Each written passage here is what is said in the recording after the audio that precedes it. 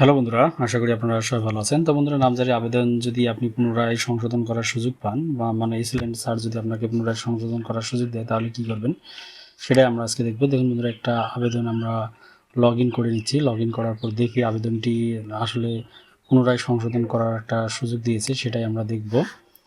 পুনঃসংশোধনী করি আপনি কীভাবে পাঠাবেন, এসএলএন আবেদনটিকে ফেরত আপনার কাছেই পাঠিয়েছে এবং আপনি সেখান থেকে আবেদনটি সংশোধন করে আবার পাঠাই দিবেন তহসিলদার বরাবর বা ইউনিয়ন ভূমি কর্মকর্তা বরাবর, তিনি আবার এসএলএনকে দিবেন। সেটাই, এটা আবেদন নামঞ্জুর হয়নি, জাস্ট সংশোধনের জন্য। দেখুন, এখানে আসার পর আপনারা ফার্স্টে আগে আমরা দেখি যে আবেদনটার অবস্থাটা কী ছিল, সেটা আগে আমরা দেখি। ফার্স্টে আমরা আবেদনটি একটু কোয়ারি করে দেখতেছি।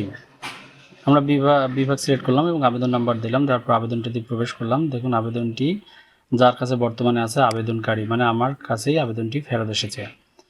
এখন যাই হোক, এটা আমরা একটা কপি রাখলাম। রাখার পর আমরা দেখতেছি খসড়া খতিয়ান দেখলাম, আবেদনপত্র দেখলাম এবং এখানে কারণটা দেখলাম। এখানে কিন্তু বন্ধুরা সুনির্দিষ্ট করে কারণটা কিন্তু এখানে উল্লেখ থাকবে না।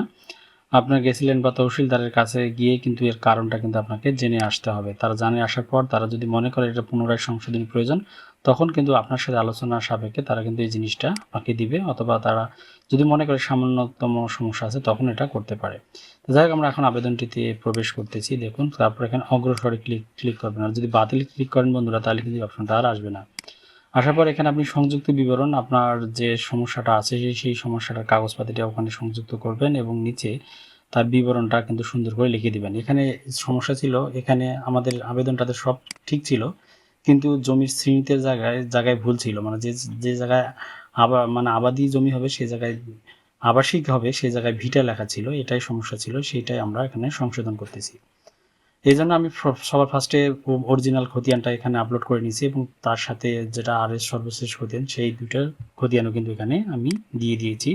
এবং এই মন্তব্যের যে ঘরটা আছে বন্ধুরা, এই মন্তব্যের ঘরটা হলো আসল। এখানে আপনাকে ফুল ডিটেলস ঘটনাটা কিন্তু সুন্দর করে আপনাকে এখানে বর্ণনা করে দিতে হবে। আপনি যত সুন্দর করে বর্ণনা বা ব্যাখ্যাটা দিতে পারবেন, আশা করি আপনার আবেদনটি তত বেশি মঞ্জুর হওয়ার সম্ভাবনা বাড়বে। এবং এর সাথে রিলেটেড, আপনার এই বিষয়ের সাথে রিলেটেড যে কাগজপত্রগুলো আছে সেগুলো কিন্তু আপনি উপরে সংযুক্ত করতে পারবেন। এটা খুব সিম্পল একটা বিষয়, কিন্তু বন্ধুরা এভাবে করতে হবে। সব কিছু দেওয়ার পর দাখিলে ক্লিক করবেন, তাহলে দেখুন আবেদনটি পুনরায় এসএলএনের কাছে চলে যাবে এবং এখানে গিয়ে আপনি এটা দেখতে পারবেন। এটাই ছিল আজকের ভিডিও। ধন্যবাদ।